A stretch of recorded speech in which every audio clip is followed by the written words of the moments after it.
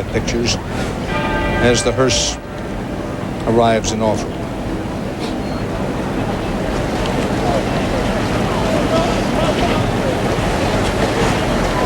Ingrid Seward, what a long, long walk it was for all of the family, but especially for these boys. I'm reminding myself, as one must, because they were steady all through this, that they are, after all, still children. And yes, they are children who have lost their mother. I'm sure everybody noticed that Prince William never raised his head once. He looked so like his mother, with his head bowed, looking at the ground how she used to. And I think that's just his way of dealing with this. I don't think he could bear to raise his eyes and look at the crowd for fear of losing his composure. But they were just amazingly composed, and a tribute to their mother by being so. Now live at Althorp, as the hearse speeds through the village and the country road to the Spencer estate, the boys, William and Harry, are with the body of their mother. The Queen and Prince Philip have gone back to Scotland, or are on their way back to Scotland. I think they're on the royal train. I think they've gone back to Scotland by train. Let's talk a moment about the Spencers. We've said this is their ancestral ground. True or untrue, Ingrid Seward, that Princess Diana had as much royal blood as Prince Charles? I think you should ask Dr. Starkey about this, but yes, indeed, I think he's probably better equipped to answer the historical aspects of this. Well, Diana had a great deal of royal blood. Unfortunately, if you actually look at her genealogy, Dan, it's got a wiggly line on it, and that means they were all illegitimate descendants of Charles II, 3 times over. But the main line of the old royal house, that's going right back to the Tudors, also goes into Diana's blood through the Seymour family, the family of Henry VIII's third queen. There's another thing, though. I think we talk always about men as ancestors. The ancestors of Diana's that I think we should be concentrating on are 2 absolutely amazing women, very like her. Sarah, Duchess of Marlborough, who was effectively a kind of deputy prime minister of England in the reign of Queen Anne, when her husband, the Duke of Marlborough, is away winning England's victories against the French. And also a woman astonishingly like Diana, Georgiana, who married the Duke of Devonshire. That's to say, she was a Spencer before she married the Duke of Devonshire. And she was like Anne. She was sexy, she was magnetic, she was brilliant. And she used all of these things, Dan, to woo the people, to wow the people. She was known as the Kissing Duchess and went round kissing common folk to get them to vote for her political party. I'm sure Tony Blair only wishes that Diana had survived to do the same thing for him. What just passed by in this live picture from Althorp, part of the gently rolling countryside. This is where Diana's final resting place will be. Deep beyond those trees is a small lake. In the middle of the lake, a small island, and that's where her grave will be. Here in London, the sun still shines brightly. A few clouds moving in now. I notice in Althorp, some clouds are moving in. If this royal drama had been written by Shakespeare, the skies would be raining now, like the tears that fall on Britain today, but the sun is shining as bright as Princess Diana's smile.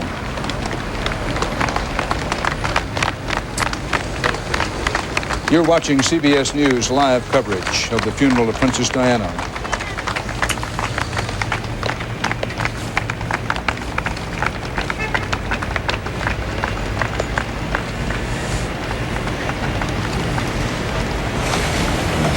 Still atop the royal standard draped coffin, the flowers placed there by the boys.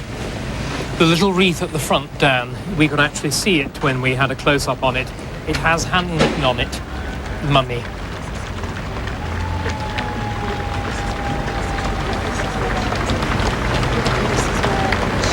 Through the gates of the estate,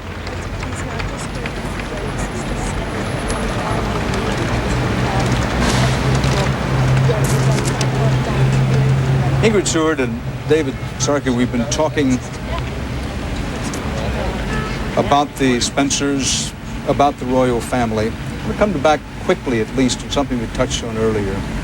There's been this resentment, if not outright hostility and anger, toward this royal family for what was at least perceived insensitivity.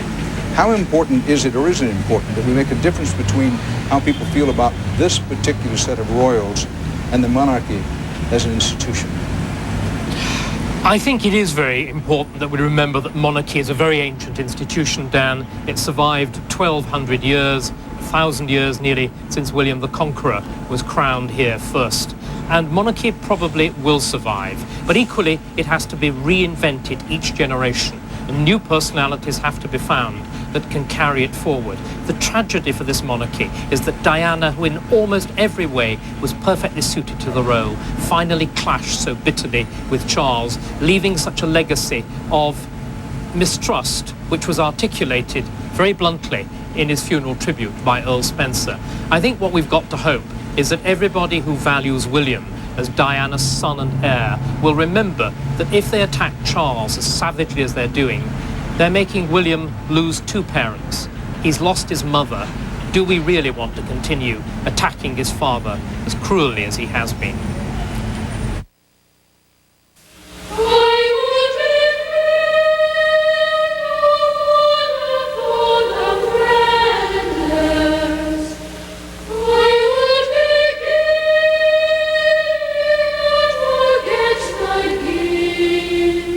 A fond and fitting farewell to Princess Diana with one of her favorite songs reworked just for her.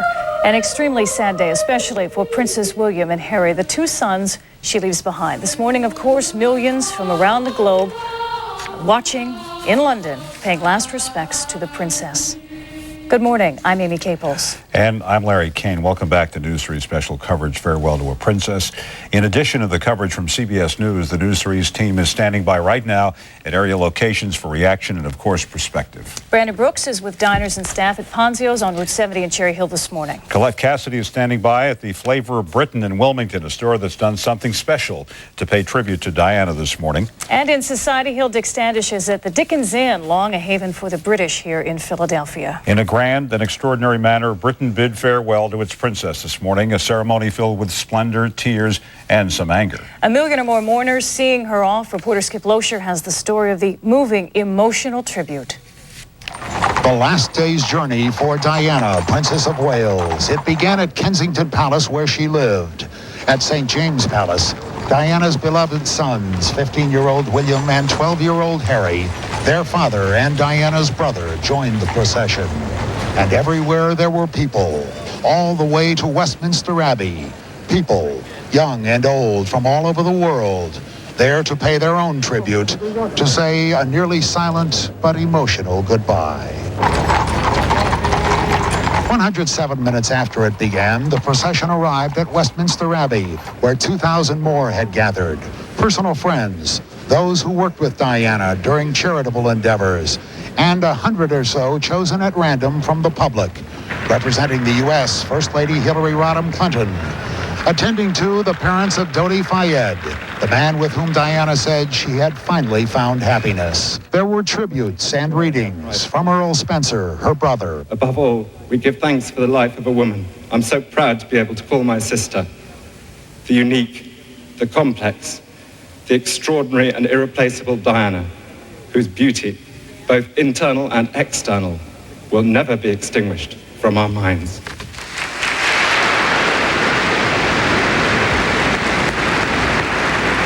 And musically, from Elton John. Goodbye, rose, may you well grow in our hearts. You are the grace that placed yourselves where lives were torn apart. There were no pictures of the royal family inside the Abbey. It asked that none be taken, and British television obliged.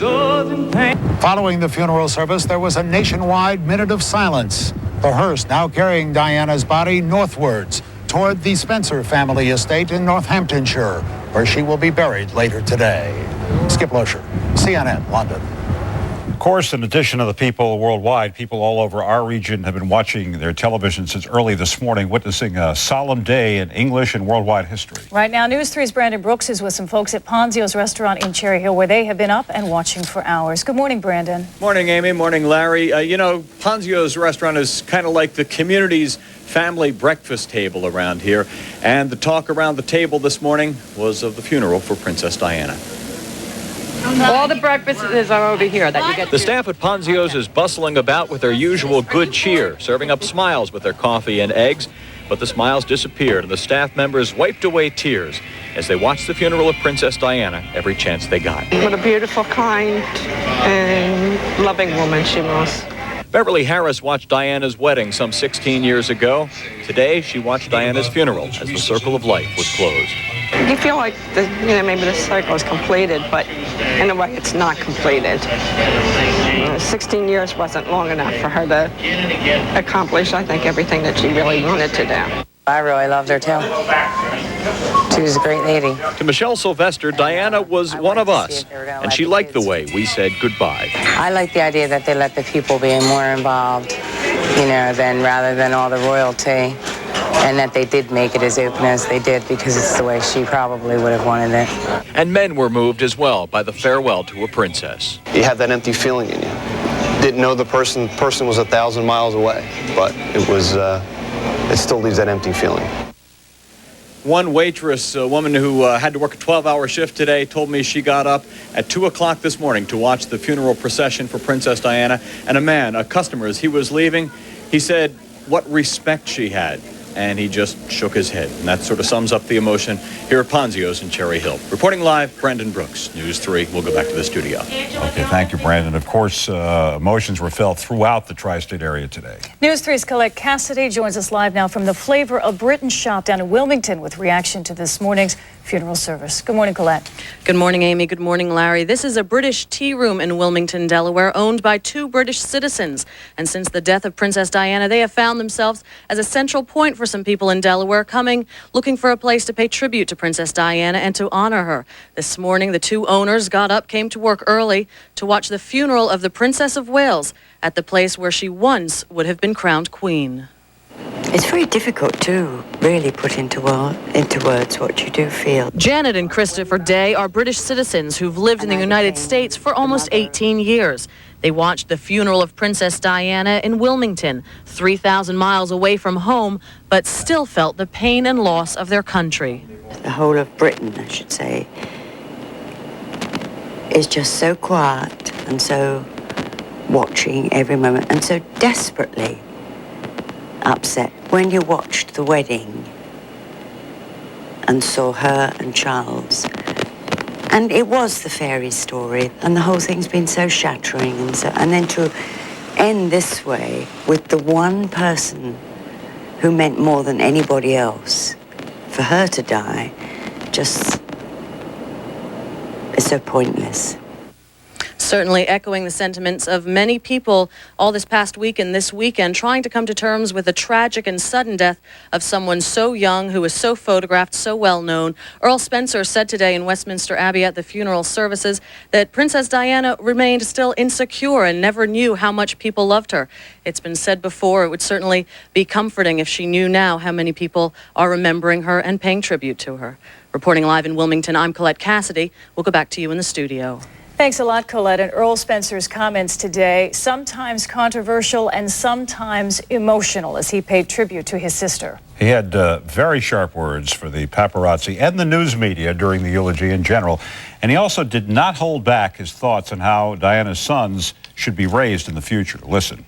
Fundamentally, she hadn't changed at all from the big sister who mothered me as a baby, fought with me at school, and endured those long train journeys between our parents' homes with me at weekends.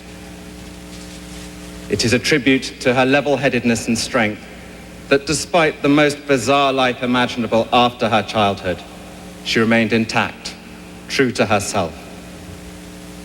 There is no doubt that she was looking for a new direction in her life at this time. She talked endlessly of getting away from England, mainly because of the treatment that she received at the hands of the newspapers. I don't think she ever understood why her genuinely good intentions were sneered at by the media, why there appeared to be a permanent quest on their behalf to bring her down. It is baffling. My own and only explanation is that genuine goodness is threatening to those at the opposite end of the moral spectrum. It is a point to remember that of all the ironies about Diana, perhaps the greatest was this: a girl given the name of the ancient goddess of hunting was, in the end, the most hunted person of the modern age. She would want us today to pledge ourselves to protecting her beloved boys, William and Harry, from a similar fate. And I do this here, Diana, on your behalf. We will not allow them to suffer the anguish that used regularly to drive you to tearful despair. And beyond that, on behalf of your mother and sisters, I pledge that we, your blood family, will do all we can to continue the imaginative and loving way in which you are steering these two exceptional young men, so that their souls are not simply immersed by duty and tradition, but can sing openly as you planned. We fully respect the heritage into which they have both been born, and will always respect and encourage them in their royal role. But we, like you, recognize the need for them to experience as many different aspects of life as possible, to arm them spiritually and emotionally for the years ahead. I know you would have expected nothing less from us. Very interesting that during the service he brought up the point of how the children should be reared and raised in such a public forum like that. I think he was basically laying down the foundation for what could be a struggle for their minds and their hearts and how they should live. Let's go live now to the newsroom. Our guest, Professor Hugh Ormsby-Lennon from Villanova University. Any surprise to you, Professor, that Earl Spencer would seek such a public and emotional forum to really stake the claim on these two boys? Well, it was surprising insofar as I don't think it's the kind of speech you expect to hear at a funeral. On the occasion of a funeral, you usually expect to hear perhaps less honest and more polite and meaningless words. Wasn't he really doing the opposite of what he asked for by elevating the debate over their future to such a public forum with millions watching, keeping their problem in the public spotlight rather than doing it privately? I think that's certainly the case. Also, I think if in the Queen's speech she was trying to bury the hatchet, it seemed to me that Earl Spencer was trying to bury the hatchet in some people.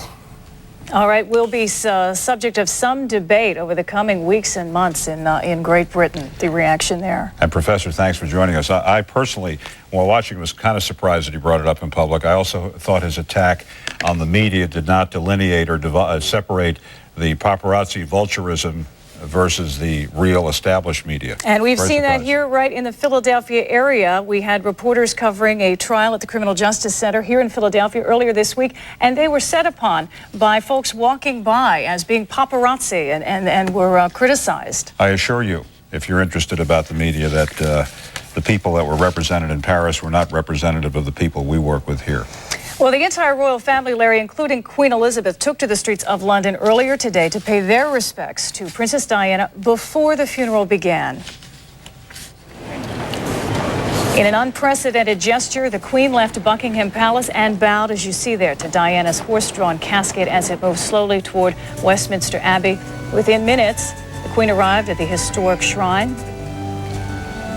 With the very popular Queen Mother as well, and the Archbishop of Canterbury, and her son, Prince Edward, in the backdrop there. And she walked up very slowly to the strains of Pachelbel's Canon in D. And I have to tell you, Larry, that this, as I'm listening to it from another room, and I walked back in, when I heard that Queen Elizabeth had arrived, I was stopped in my tracks because I hearkened back to that early morning 16 years ago when I had graduated from high school and was about to start college. And I was set my alarm for 4 a.m. to watch this entire funeral. And Diana walked down the aisle to get married to Pachelbel's Canon in D, setting off legions of women, including myself, throughout the world who said, I'm going to walk down the aisle to that song, and I did. And I was wondering, did Elizabeth have any thinking back to that one day, that happy day, 16 years ago, when she walked down that aisle to that same song? So you were married to that song as well? Yes, I was. And coming from a small town where you never heard any bride come down the aisle other than to Here Comes the Bride, she kind of opened up this whole very classic and very wonderful way to present yourself to your husband, and it was beautiful. I'm sure that everyone involved with that ceremony so many years ago had to be reminded of that, including Prince Charles himself. Absolutely, absolutely. We'll be back with News 3 special coverage, Farewell to a Princess. We'll be returning in just a moment. Stay with us.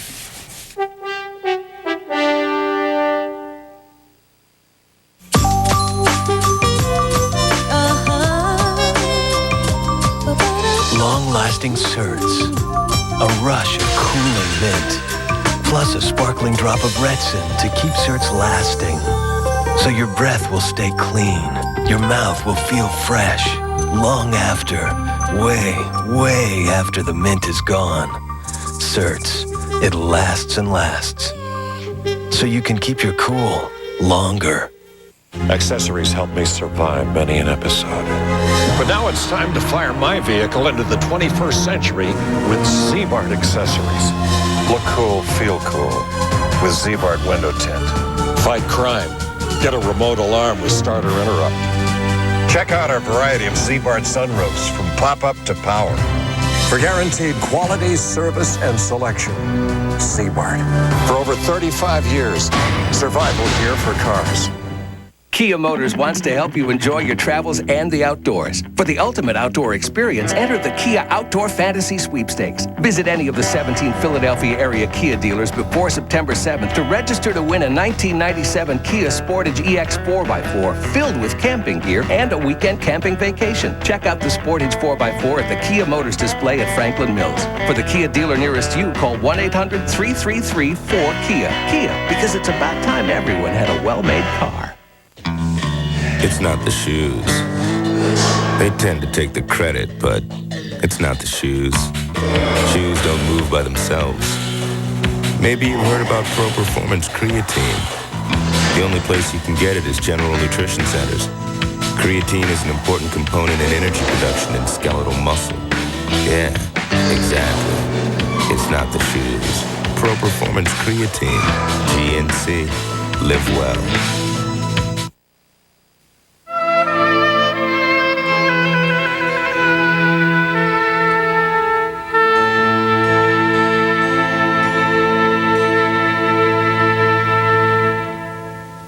Quite a scene in Great Britain today, an outpouring of emotion for Princess Diana. All those flowers today, Amy. That was, I think, one of the most memorable pictures was in the newspaper just yesterday of that sea of flowers surrounding Kensington Palace, Buckingham Palace. Amazing, 5 feet deep in some areas. It truly took your breath away. And I believe we have some video of all of these many flowers. Arrangements dedicated to Diana illustrated just how close they fell to her princess, standing in line in some cases for hours to drop off these flowers. And here in our area, countless floral memorials were put on display for Princess Diana as well. Obviously, these are still pictures from London. That, of course, is in front of the gates, the famous gates to Buckingham Palace. And it impressed me, too, all the messages that were left there. And here we are back in our region where there are many messages on the roadsides. Union Jack flying on the Benjamin Franklin Parkway, pictures of her, messages, many cards, the Queen of Hearts, Diana, Princess of Wales, 1961, 1997. And I think we saw this over and over again in some of the pictures from this morning, but I saw this for the first time a few days ago, a child holding a bouquet of flowers with the simple Queen of Hearts from a deck of cards. And that spoke volumes because, as we all knew from Diana's BBC interview from last year, that's what she wanted to be, the princess of people's hearts. Of course, the British did a great job today in remembering the fact that there were 2 other people who were killed in that crash. One of them was Dodi Fayed, Princess Di's companion, who, of course, had that fatal final dinner with her at the Ritz Hotel, then got into the car, and the accident occurred. Dodi Fayed was buried shortly after the crash, and his parents were at today's funeral. Right now, Dick Standish is standing by live at the Dickens Inn in Society Hill. Dick? Good morning, Dick. Morning, Larry. Amy, following up on what Amy was saying right out of the condolence book. Diana, Queen of Hearts, your thoughtfulness, your compassion, your heart of gold will be greatly missed. One of the many comments recorded this morning. People here watch very closely. They focused on the two young men. They seemed to respond the most to the remarks of her brother. I was very impressed, and I feel that Harry, Prince Harry, and Prince William are under very good guardianship there, and I think it's going to. I think Diana's spirit will live on through those children. Now, her brother vowed, I guess you might say, that they'll put up some kind of a shield against the publicity, the paparazzi. Do you think, in your heart, that that can be done? I think it can be done because of the tremendous feeling of tragedy and grief over this, that the English people themselves will prevent this from happening. The one way he can do that is to bring it to public attention. Perhaps if the media is harassing them or following them the way they did, their mother, then that would be one way. Physically doing it, I think, is an entirely different story. They're in England with Charles and the royals, and he's not there, so. But make a public statement, and perhaps now, after the tragedy, maybe they would back off. Yes. And in addition to that, get the people, aware of that, and perhaps they can take up the cause also, because I think everyone is a bit outraged over, how she unfortunately died. The memorial candle burning next to her image here at the Dickens Inn. The Book of Condolences will be taken from Philadelphia tomorrow morning by the owner of the inn to London, delivered to the palace directly. That's a story live from Head House Square. The reaction here will go back to you in the studio. All right, thank you very much, Dick. We have this programming note. CBS will bring you coverage of the U.S. Open coming up in just a few minutes this morning. We want to conclude our broadcast here with one of the very poignant moments from Princess Diana's funeral this morning. Elton John, friend of the princess, sings a special rendition of a song he made immortal back in 1973, Candle in the Wind.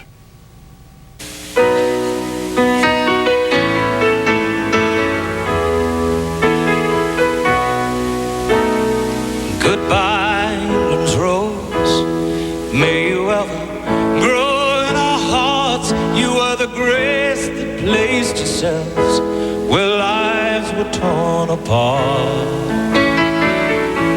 You called out to our country, and you whispered to those in pain. Now you belong to heaven, and the stars spell out your name. And it seems to me you lived your life like a candle in the wind, never fading with the sunset when the rain set in. And your footsteps will always fall here along England's greenest hills. Your candles burned out long before your legend ever will.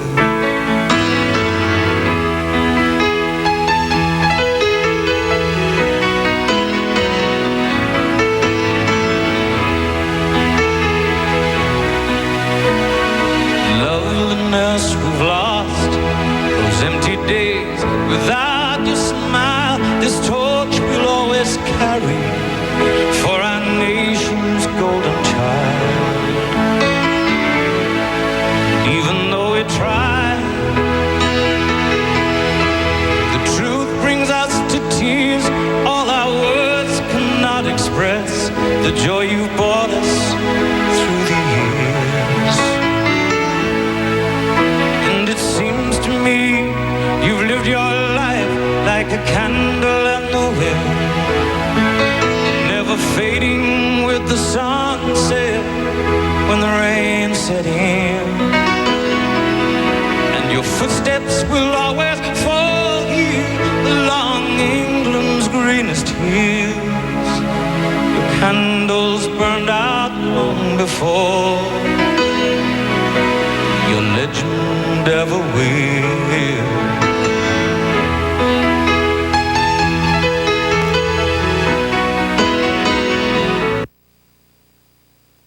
They have told her. And they've told us. They have flocked to this capital to pay their respects. They have offered up flowers, tears, and silence. They have sought to comfort the bereaved and themselves.